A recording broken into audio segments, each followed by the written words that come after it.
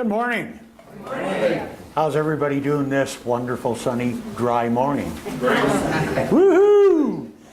Well, it's amazing, you know. One of the things that I always find interesting about preparing a Sunday lesson is that I can always usually look back in my last week of my life and find a lot of examples of what I experienced with respect to the topic.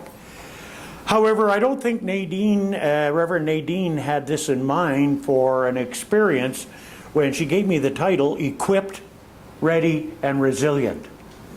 How interesting is that topic compared to what we've just experienced in the past week? And really, the whole idea of this talk is around that idea. And around that idea, there is one word that comes up. And that word is faith, because that's really what it's all about here, about what we're all experiencing and about what we experience in our day-to-day life. The cornerstone and the starting of all of it is faith. Okay, it's the important one. So I've been involved right dramatically since the beginning of this and very much connected because my family is from Canmore, Exshaw, Banff, Cochrane, and Calgary. So I've spent my entire life here. And, you know, I've watched all of the creeks flood at different times because of what we call the perfect storm, when you get the right weather conditions of rain bringing down the snowpack. I've seen all of the rivers flood individually, but never in my entire lifetime have I seen all of them flood at the same time with the capacity that we've had. This is a 100-year storm. It's the perfect storm for what had happened.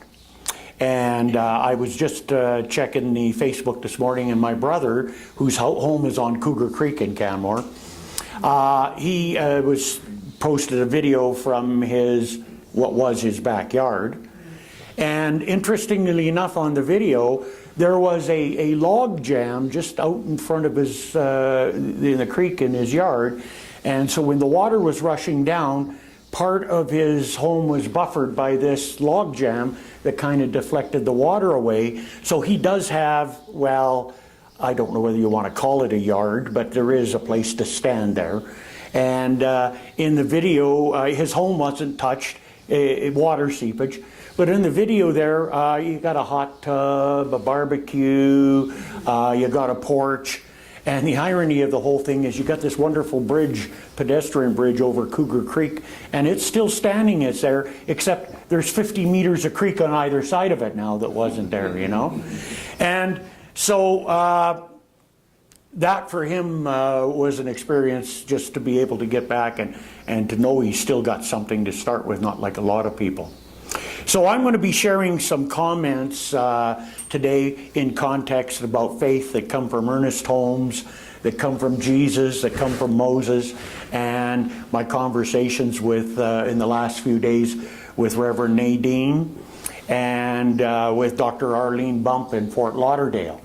Arlene and Nadene have become quite good friends, and I've been kind of keeping them posted about what's going on. And if you don't know who Dr. Arlene Bump is, she's a pillar of the movement, been in it for 40, 50 years, I guess now.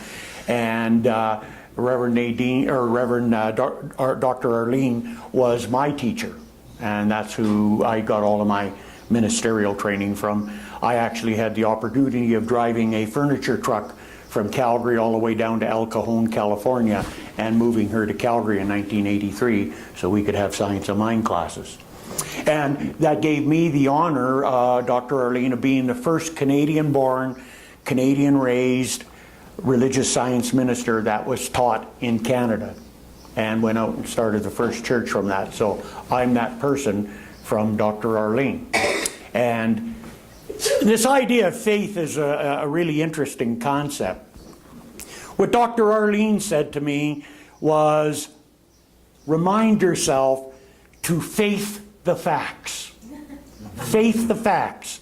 And move through and do what is yours to do. Faith is the cornerstone of our existence. And she coined that concept and idea when her church went through Hurricane Wilma, which took the roof off their church years back. It took them 2 years to recover fully from that experience. So faith the facts. So when you see the facts, when you see what is out here, then don't give your power over to that. That's easy to say. It's a very difficult challenge going back and forth with that, because we're human beings in a human experience, and we see this total devastation in our world around us. And the only thing that we can draw on when that's there is our faith. Because faith is the cornerstone of the spiritual journey. In Scripture, Jesus talked, if I get my sheets right here, cha-ching, there we go. In Matthew chapter 16, verses 18 and 19, Jesus was calling his first disciple. And he said, I say also unto thee, thou art Peter, and upon this rock I will build my church, and the gates of hell shall not prevail against it. And I will give unto thee the kingdoms of heaven, and whatsoever thou shalt bind on earth shall be bound in heaven, and whatsoever thou shalt loose on earth shall be loosed in heaven.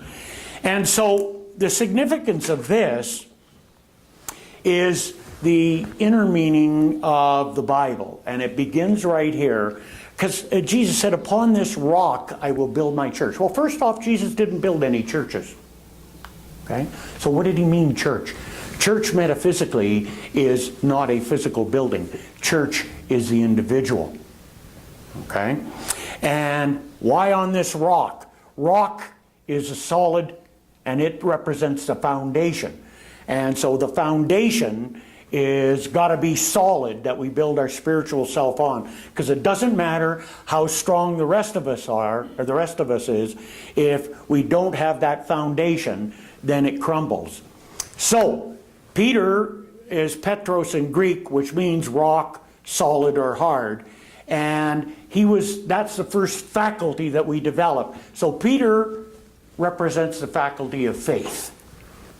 And so it's upon faith that we build our spiritual home. It's upon faith we build our life.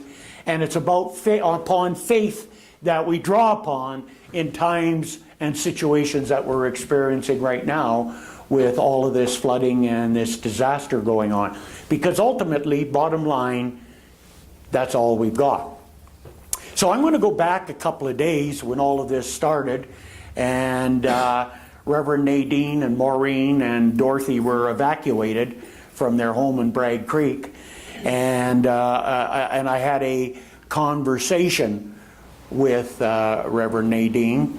And, one of the things was, when we're in the middle of that and it's our life, it's a real tough thing, even for a spiritual leader, to keep yourself centered in faith when everything else is going away. And so part of her conversation at that time was she was concerned about her weddings, and all her papers and important stuff was there, and how she was going to do her weddings and everything like that, which was totally valid from the human experience. However, and as I talked to her, and I said, what you really need to do is remember, things can be replaced, your life can't. Things can be replaced, but your life can't. And it doesn't matter how bad it is with things, if you've got your life, that's the most important thing, because you can build from that and build from your foundation of faith, and you can come back. And so we need to, in times like this, bring our thoughts back to now, because now is the only place that we've got any power. We don't have power in what might happen, or what it looks like, or what has happened. We've only got power in right here and right now. All of the rest of that is distractions, albeit justifiable by the human experience, because we're concerned about this, or we're concerned about what happened, or what's going to happen. But we've got to bring ourselves back to now. How important is it? Just remember, the next time you hear now, there's an acronym that's very important. No other way. There is no other way to conduct our life in the most positive, constructive manner that we can, other than being in the moment. That doesn't preclude goal setting, planning, or working towards activities. However, we put our energy and our power into the now moment, and that's where we begin. The second thing I said to her at that time, what you need to do, or what we've got to do, is we've got to change our energy from looking at the destruction and the devastation in what is the gift in this for me. And so as I talked to Reverend Nadene about looking at the gifts, already her thinking changed and she started talking about all the different gifts that she received. And so when we go through times of trouble, turmoil, change, what we as an individual need to do to help us is look for the gift. Because there is gifts in everything. And it's looking for the gift that's going to create the consciousness to pull us forward and to be grateful. Albeit, as difficult it is, this is one of the little tools that we can use. Look for the gift, because there are so many gifts. Look at the gifts that we've seen by everybody coming together, and everybody, federal government, provincial, municipal governments, people, everybody coming together to help. And there are literally thousands of people waiting to help with the cleanup, because that's when the real help is needed. There's nothing you can do about water. You can't do anything about it. It's already too late. It's happened. It's here. So the real work doesn't begin until the next few days, and it's already starting. And there are thousands of people, and we'll be getting help from all over the country and from all over North America. It's already happening.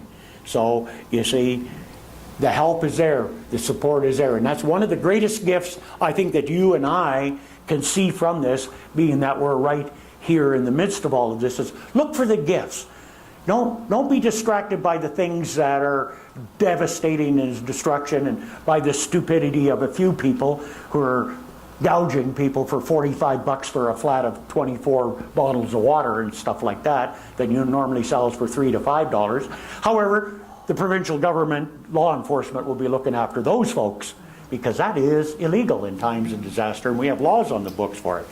So some people do that, but that's only a few. Most everybody is really come to the forefront, and they're looking at what can we do? How can we help? How can we be of service? Reverend Nadene asked me to pass on the message in the form of an announcement that if you got anybody or anyone that needs help, and you need help with respect to helping in this, call the office and we'll see what the community can do to get behind you to help. So she wanted me to make that announcement to let everyone know that that is available. So that was our conversation when it really hit the fan, and we talked about that. And the next thing, she asked for treatment, and we got everybody involved in our community doing spiritual mind treatment and prayer. And I talked to her yesterday, and she got a chance to go back to her home. Very concerned, because if you saw the videos, and you saw houses floating down the river, those were her neighbors' houses.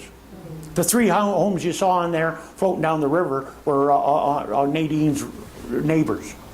And a lot of their places were devastated.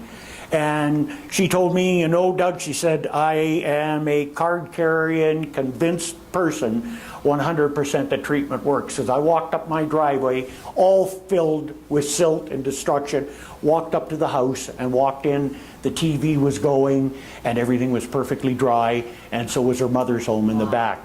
For some reason, all around her was that destruction in the homes, and the only issue she's got is the crawl space being flooded. And you know what? The irony of all of this is that flood insurance is not available in Canada for overland flooding. Only sewage backup insurance, and she has it, and that may be qualified for assistance in the crawl space because the floodwaters never got there. So that's a possibility. Isn't that interesting? Does that mean God favors one person over another? Absolutely not. As Dr. Holmes says in the Science of Mind textbook, if you want to read anything today, go home and read pages 280 to 284 in the Science of Mind textbook if you want to read about this. and what you can do for yourself and everybody you know in consciousness. That gives it 280 to 284. We'll give you the whole story right there of how to go about it. He said, no, it's not that God favors one person against another in this situation. It just simply means that one person's consciousness has shifted into a different place than other people's. That's all it simply means. Okay? It's just consciousness. It's not favoritism or anything else like that. But my God, does it work. There it is. And so then, just before I come down today, I called her and talked to her and said if there was any comment or anything that she had to say that I could share this morning about how she was doing. And she said that one thing that isn't breached anymore, and that's my mind. Okay? That's so powerful, huh? The one thing that isn't breached anymore is my mind, because that is so appropriate. What a great comment. Because you see, that's what happens when we get into these situations. We know the truth. We know all of that. However, we also know what we're seeing. And it isn't pretty. It's dangerous. And that breaches the mind because we're in the human experience. And all of those negative ideas flood in. And so our job is to not deny that, but to recognize it and allow it to flow through and not take resonance in our mind, and build the dikes and get back to what we have power over, which is faith. I saw a little thing on social media this morning from Mayor Nenshi, and he said, I never thought I'd have to say this, but the Bow River is closed to boating. He says, unbelievable. I have all kinds of nouns to describe what I saw today with a couple of people out there on a canoe. He said, unfortunately, none of them are appropriate to put on here. He said, but they are nominations for the Darwin Awards this year. Well, yeah, some people will do strange things, won't they? So, she said, all is well, and keep the treatment up. And another one I saw there was great, because in my hometown, Exshaw, they evacuated people by helicopter because it's just totally cut off. And they got a serious problem with the sewage there. And so there's a young man delivering portable toilets to town. And he wrote there on the Facebook in the morning with this picture. He said, I'm married to the greatest woman in the world. Who else would be happy with me delivering portable toilets on our honeymoon? So he's on his honeymoon, and that's what he's doing. Okay? So everybody's getting by their stuff. And you see, the thing that we could take from today and this experience, this is just not about this. This is a valuable tool for us to use in everything that we do in our life. We've got to get by our stuff and get back to the power we have, back to the foundation of faith.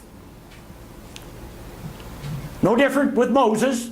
When he led the people from slavery in Egypt to the land of Midian, they stopped because now they got to cross the wilderness to the promised land. And everybody wants to go to the promised land. Everybody through this experience wants to go to the promised land.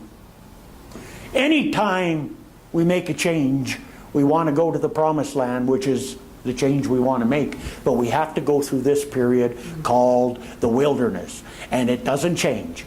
And what you got is, you got the same thing happened today that happens today as happened back then. Some of the people were afraid because there was no clear direction in the wilderness to get to the promised land. No clear signs. You had to go on faith. And you had to trust. And you have to believe. And we all go through the wilderness to get to the promised land, whatever it is that we want. Those are the key elements that we want. And some of those slaves will turn back to Egypt, back to slavery, because the known existence of slavery was more appealing than the unknown experience of the wilderness, even though the promised land was at the other end. And so we have to remember that. We have to remember that we are now entering our community into the wilderness. And the only way that we're going to make it through is by maintaining our faith. The stampede will go on. The parade will happen. And what can we do? We can all get out there and make sure we support that. Because that's going to be the rallying cry in the community. That's where everybody's going to have a chance to, big or small, whatever role you want to play, get in and support that idea to show that we can do it. Okay? That's the key. And not only that, it also gives us something inside of ourselves to be able to make contribution and to be of service. Don't measure it by how big or small it is. Measure it by your willingness. By your willingness that if you can't do anything and you can't attend, at least hold it in consciousness so that we get, after the perfect storm, we get the perfect healing. Because that's what it is that we need. Another thing that is very valuable here, and I learned this while watching it, is never second guess nature. Never think you got a handle on things. In High River, they evacuated the people to 1,000 safe homes, and all the people were staying there. And then the river, because of the flood, shifted course. And all of them were evacuated, the whole town. In Canmore, it wasn't the Bow River that breached and flooded downtown. It was Cougar Creek. It doesn't go anywhere near downtown. But it diverted and flooded down both sides of the Trans-Canada, and that's what flooded Canmore. Had nothing to do with the Bow River. It was Cougar Creek. So nature found another way. Nature always finds a way around obstructions. Anytime there's an obstruction, it'll find its way around it. The water always finds its way around obstructions. It creates a new channel. So we can't second guess nature. However, we can learn from it that no matter what the condition is, no matter how it's been all our life, no matter it's been this way forever, with treatment and faith and consciousness, we can find a way and carve a new way around it. Because that is the innate ability that we have living in this physical world. One of the other things that we talked about, which really is the main focus for us mentally, it empowers us and helps us rise above the conditions. It's how we place our consciousness. And you can take this to the bank, and I can guarantee you anytime you're having difficulties and you examine your mind's going to be in this position. And whenever you're dealing with the same thing and you're moving right along with it, it'll be in another position. Very simple, to the point. What I can do versus what I can't do. When you're looking at what you can't do, it's turmoil, conflict, all kinds of negative feelings. When you're looking at can do, and keep in mind, can do might not be what you want to do or how you'd like it to be. Can do is what you can do about it. What you can't do is what you can't do about it. Doesn't matter how you want it. That's not relevant. What's relevant is position your mind where you can do. The second part of that is what I can have versus what I can't have. When you're in what you can't have, then it's turmoil and all kinds of negative feelings. But when you look at what you can have, at least you've got that and you can build with it. And then the third part of that is what I am versus what I'm not. And a lot of times when we go through experiences like this or any kind of turmoil, it's, well, if only I had this, or only if I was like that, and I'm not like this, or I'm not like that. You're right, you know? Just like when we call the landlord because there's something wrong in our apartment, Anna does it. It took the landlord a few years to realize that he don't talk to me anymore about what needs to be fixed or done. He talks to Anna. Why? Because I don't do that very well at all. And I know it. And I want it done. And I want it done right. So I remove myself from being part of that process and get the proper people to do it. Now people say, well, it's got to be pretty bad if your wife knows that and you don't, you're a guy. I don't really care what anybody thinks. I really don't. I'm real clear. I don't fix cars. when I fix cars, they cost me more than if I'd have taken them there, and I'm frustrated. I learned that a long time ago. I take cars to people that fix cars. I fix minds. I'm good at that. I'm good at helping people fix minds. I spend my time and energy about what I am and what I can do and what I can have. And anytime I have any conflict in my life, it's because I'm looking at what I can't do, what I can't have, or what I'm not. And it don't matter how much I look at all of those things, it'll never, ever solve the situation. Ever. It just makes me right about the wrong things. What an idiot. How stupid could I be? Yep, right. If I'll go focused on that, you're right. Look at this. Let me make a list of the dumb things I've done over here. Woo-hee. End the list. Let's move over here. It's what I can do, what I can have, and what I am.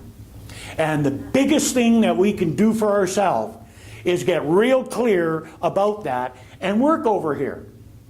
Yeah, people say, well, work on your weaknesses. Why? Work on your strengths. Understand your weaknesses and find a way to resolve them and get help. I need a lot of help. Now don't say I knew it. With certain things. With other things I'm okay. But it took a lot of years and a lot of pain to get that straight. And you know, I think there's still a few more to go. But we keep working at it. Jesus, you know, and we get back, oh, well, you know, Jesus didn't have these problems. And none of the people he worked with did neither. Well, you know, there's a little bit of a story saying about Jesus. You know, in that talk that he gave where the caterer screwed up and didn't bring enough food and he had to make all that extra food for the people? Yeah. And so after the seminar, he sent the boys out to the ship, all the disciples. I'll be right along later. And he went off to the mountains to pray. Remind us down. Woo! Yes, I needed to record. Okay? So he went off to the mountains to pray. The mountain is a place of spiritual exaltation. So he just went off to meditate and pray on his own. And of course, then he come to the water there, and all the boats were gone. And well, there's no way to get out to the ship. So, you know, Jesus, being the highly evolved being he did, just walked on water. And so he's getting close to the boat, and all the disciples go, oh, gee, look at this. How are you? They're all freaked out. And he said, oh, don't worry, it's just me. I'm kind of paraphrasing from the King James Bible. No, don't worry, it's just me. Oh, Peter says, and keep in mind, Peter said, do you think I could do that? Jesus said, yeah, come on. So Peter gets out. There goes my mic again. And there he is walking across the water, and he's doing okay. And then all of a sudden the wind comes up, and the waves got a little high, and he begins to sink. And Jesus says, oh, ye of little faith, and reaches out his hand and calms the waters, and they walk to the boat. And you see, that represents that no matter what the conditions are, and no matter how much you're centered in your spirituality, your faith wavers. And then the other part that, don't feel bad if you waver your faith, because even Jesus did. And this was before the trial in Gethsemane, and he went out to pray before the trial, because he's going through this trial and a tribulation, and he wants to get centered, and he goes to pray. And if you look in the Bible, he prays, a lot of time he takes Peter, James, and John with him, the three disciples.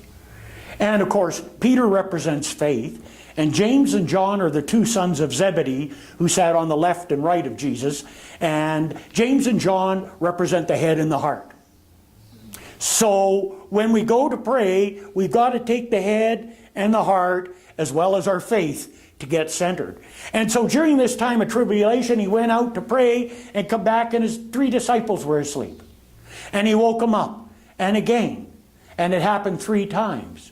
And you see, the symbology of that in the inner meaning is that it doesn't matter who we are or what we're experiencing at any time of trial and tribulation. our faculties go to sleep. We lose the faith, and our thinking and our feeling gets off center from where we want it, the spiritual basis, and you got to bring it back. And then there's that solid declaration we made, like Peter said to Jesus, "No matter what, I'll never deny thee." And Jesus said, "You'll deny me 3 times before the cock crows." And Peter said, "No, no." But truly he did, when the conditions were there. So we walk away from our faith under conditions at all times. So if you're feeling, "Oh, I'll never be able to do that," don't feel bad, because you probably never will be able to do it 100% the way it should be done, because even Jesus couldn't. Okay? So we got to get back to those teachers and see what they were really trying to say and tell us.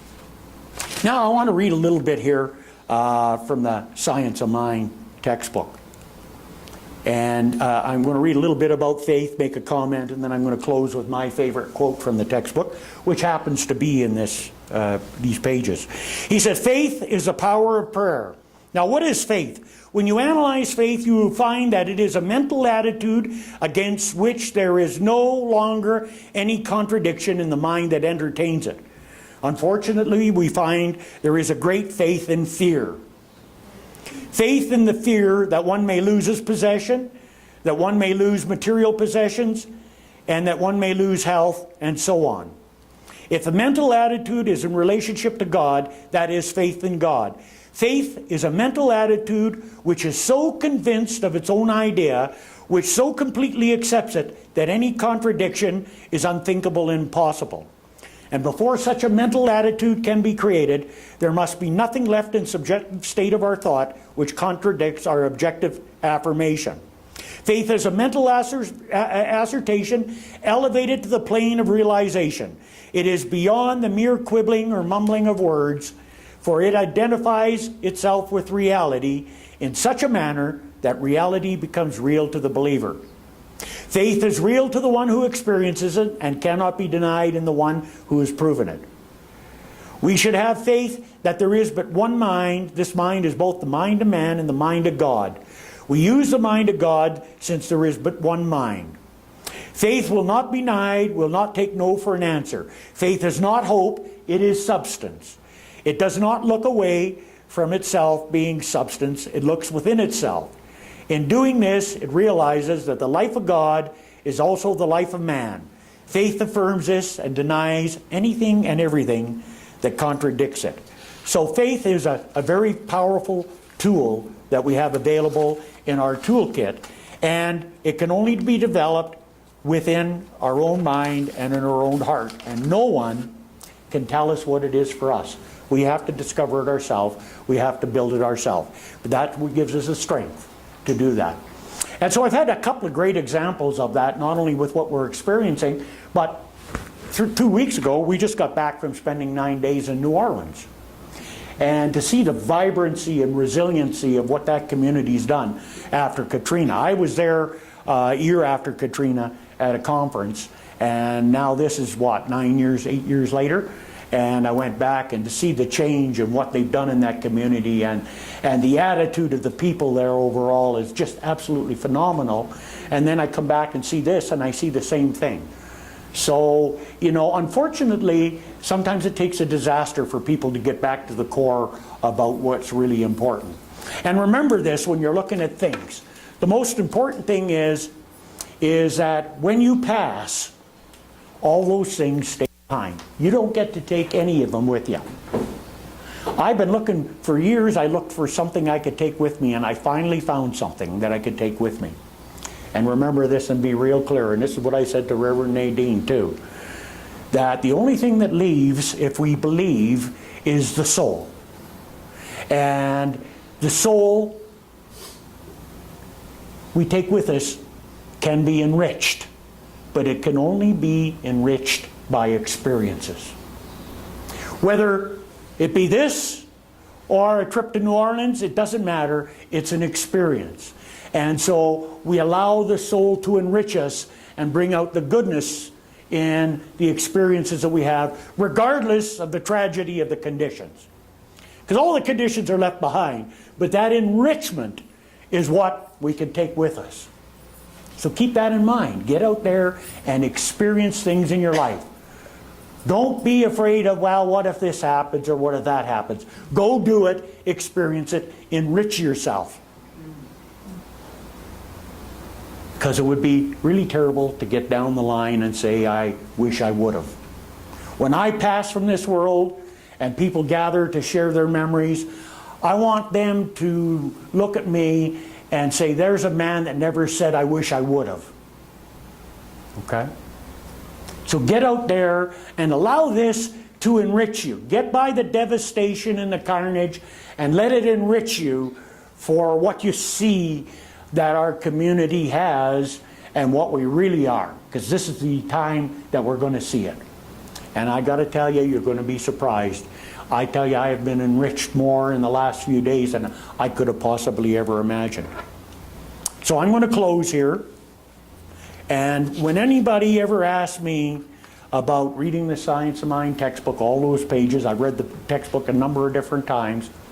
If there's any one thing that stands out for me, and it's the last paragraph on page 282 and 283. And when I talk to anybody about it, I said, make sure you bookmark that place. Make sure you do that.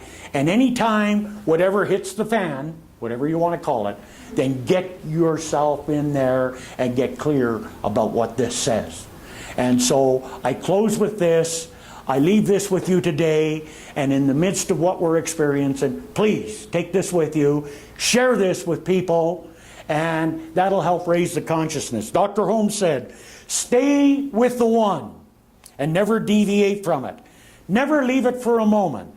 Nothing else can equal this attitude. To desert the truth in the hour of need is to prove that we do not know the truth. When things look the worst, that is the supreme moment to demonstrate to ourselves that there are no obstructions to the operation of truth. When things look the worst is the best time to work, the most satisfying time.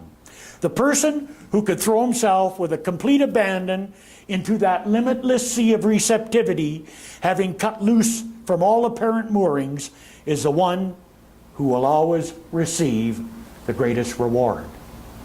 I know that you absorb this, you understand this, we live this, we see this, we share this, we experience this, and this is our reality because we know the truth, and the truth sets us free. And so it is. Thank you.